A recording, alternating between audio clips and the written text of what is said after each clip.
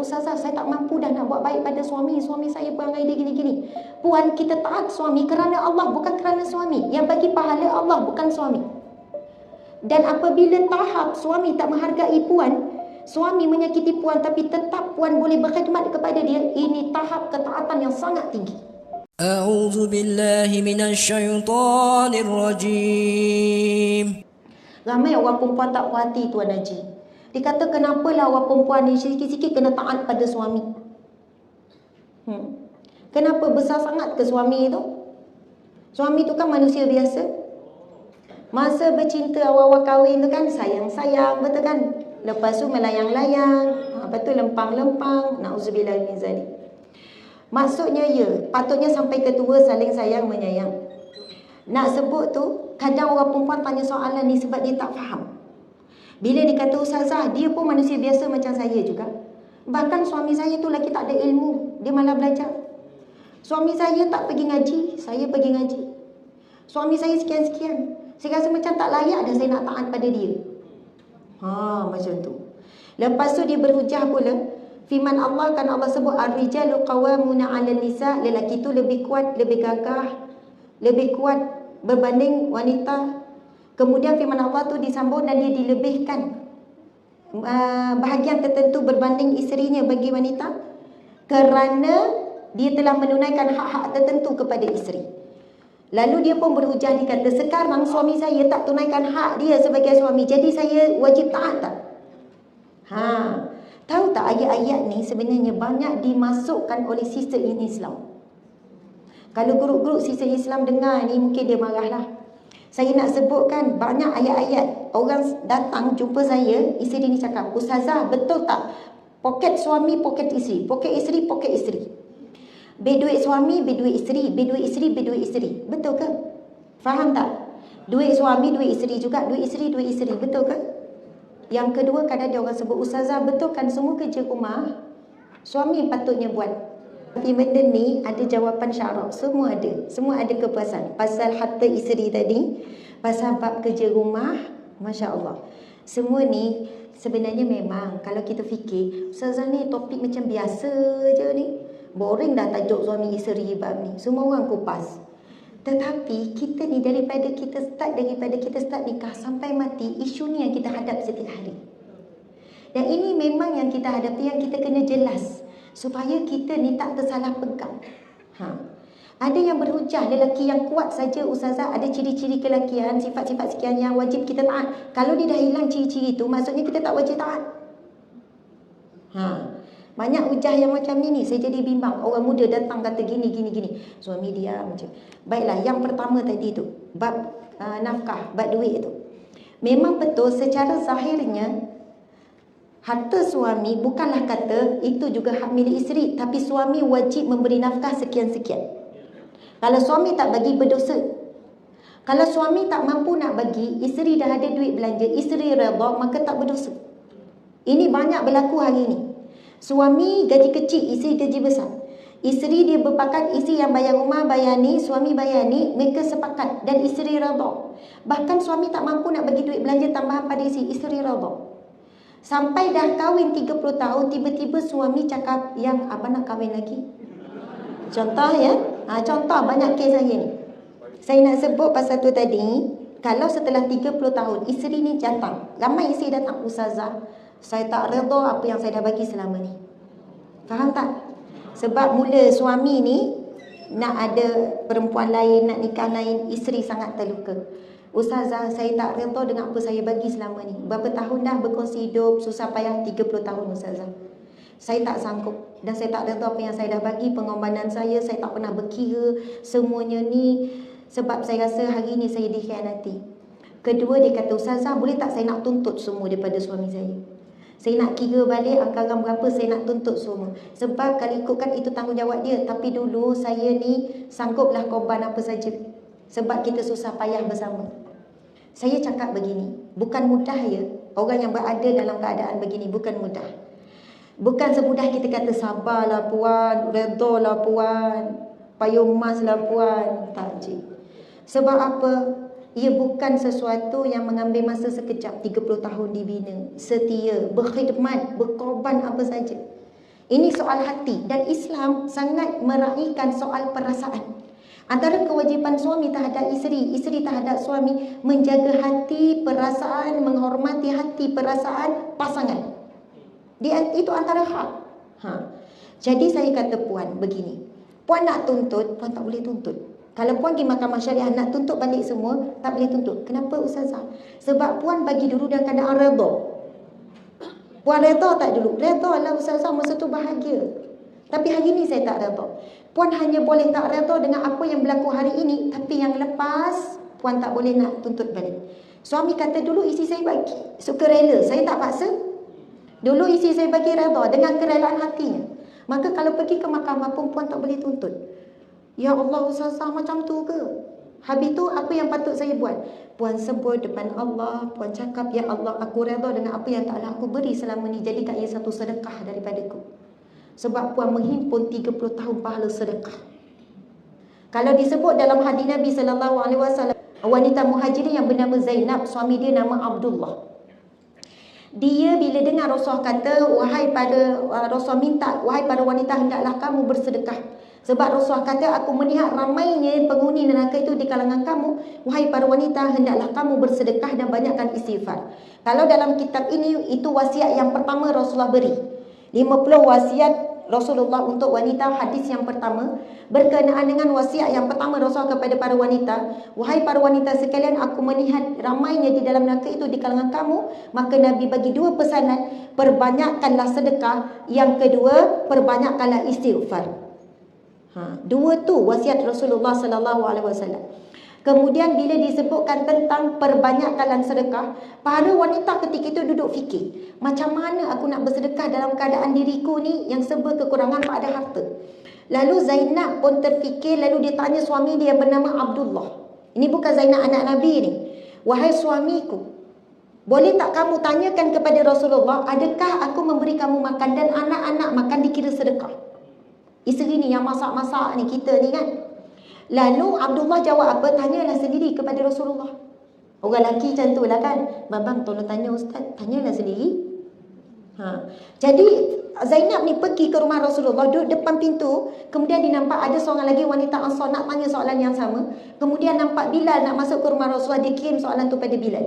Ya Bilal, tolong tanyakan Rasulullah, tapi jangan bagi tahu siapa yang bertanya. Orang perempuan dia malu. Lalu Bilal masuk, Rasulullah tanya, siapakah 2 orang wanita di hadapan sana? Itu Zainab. Zainab mana? Isteri kepada Abdullah. Bilal main cakap je. Kan dah pesan tadi. Betul.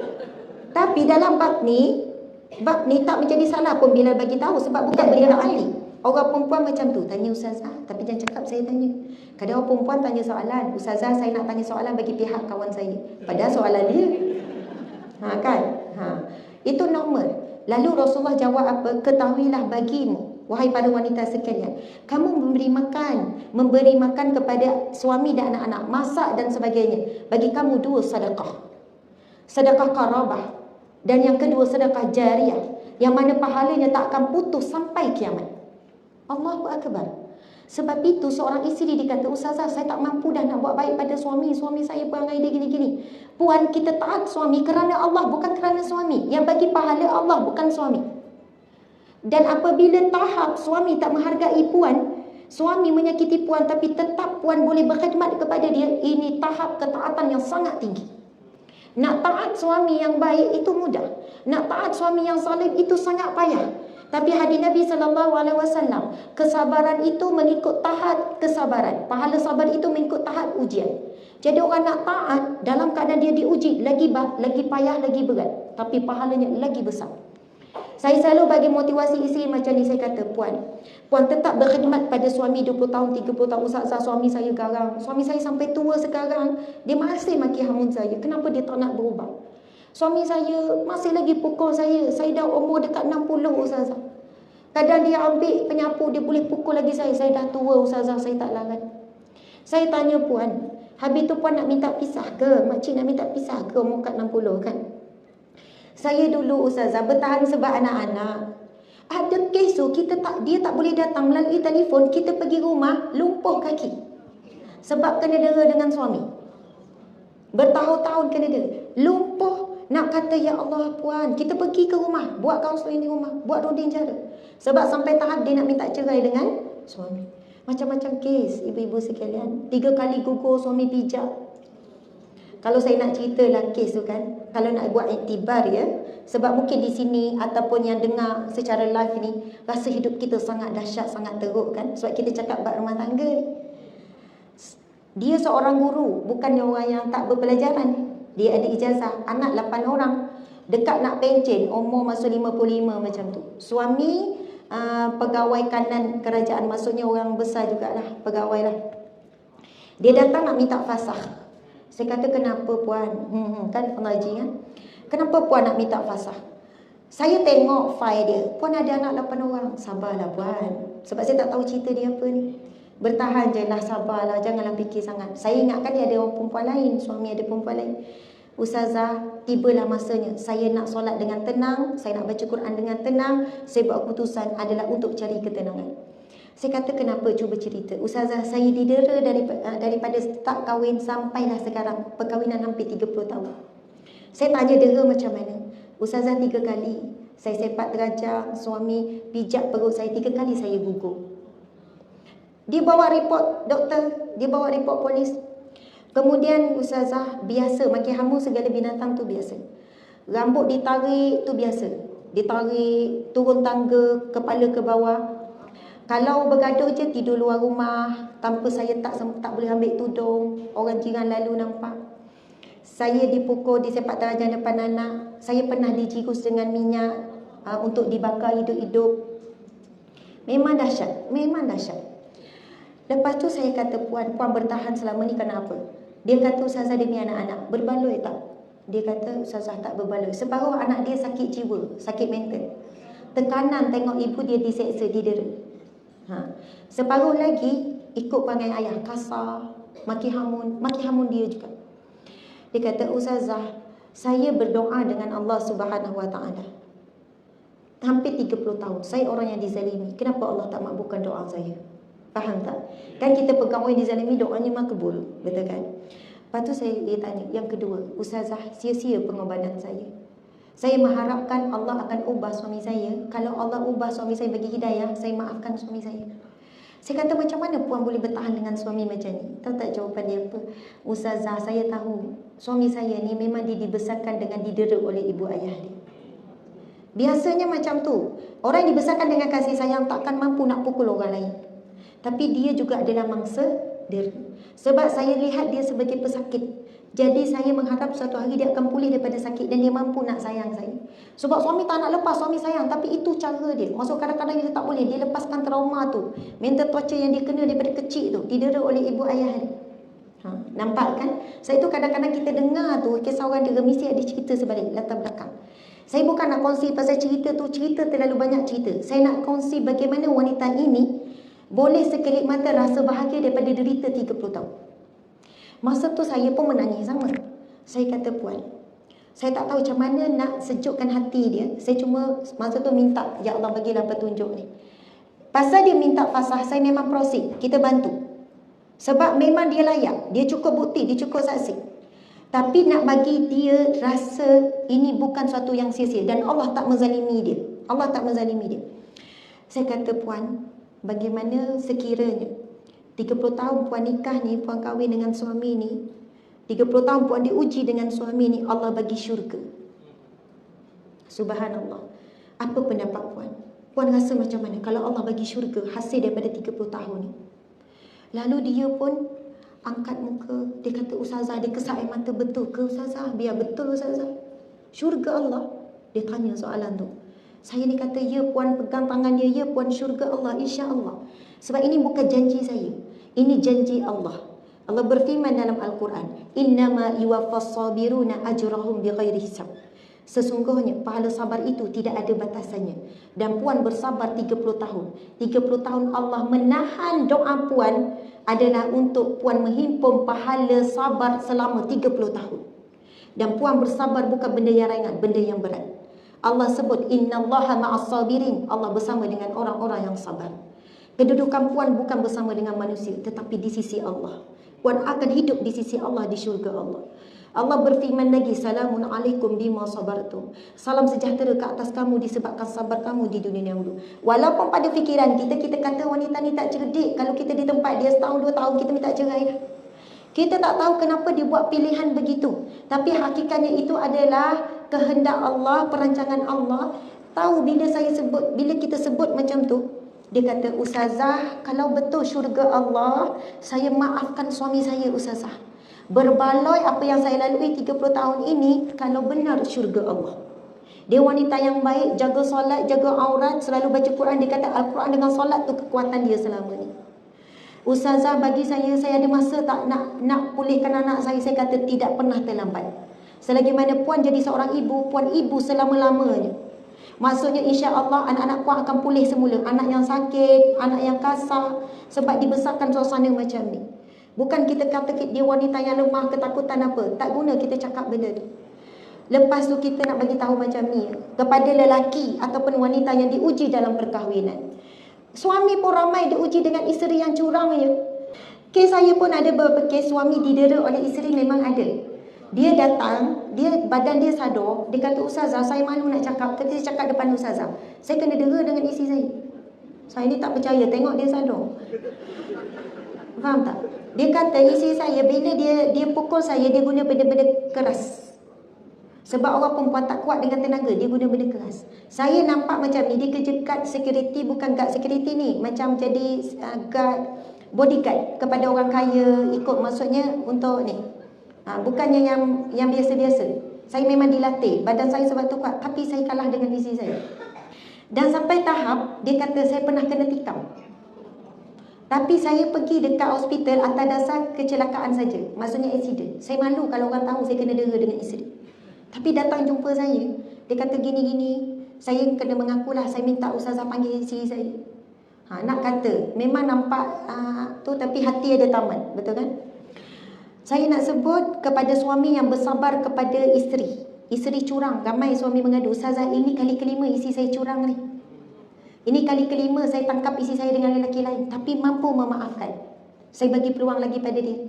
Sebab saya memang terima dia, sebelum kahwin saya dah tahu. Dia bukannya, dia dah terlanjur. Jadi saya tahu saya ambil risiko tu. Saya nak didik dia juga. Kahwin 20 tahun, isteri duduk curang-curang.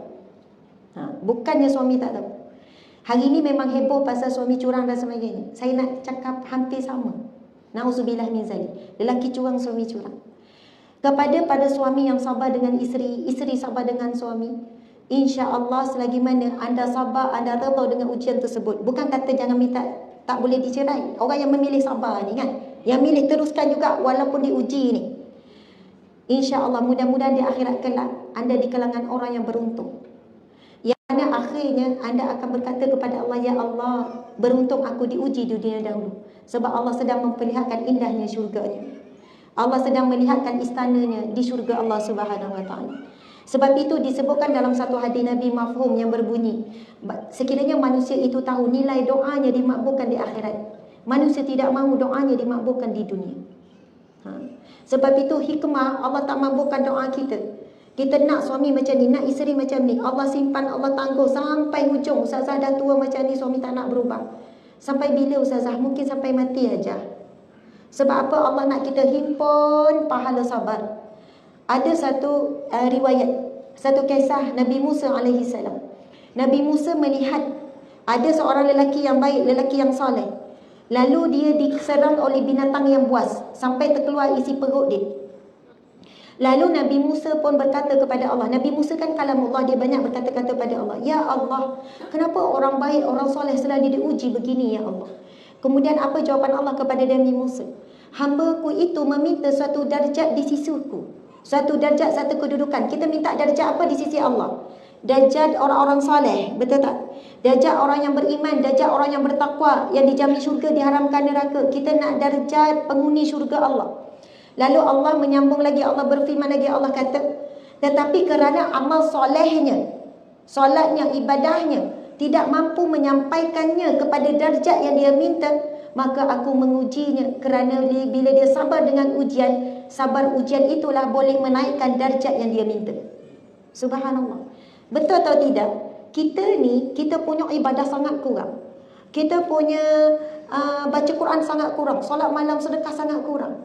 Tetapi kenapa hidup kita selalu diuji? Itu kerana permintaan kita kepada Allah, bukan untuk diuji. Kita minta darjat orang yang bertakwa, kita minta darjat orang yang beriman, kita minta darjat apa? Ahli syurga Allah.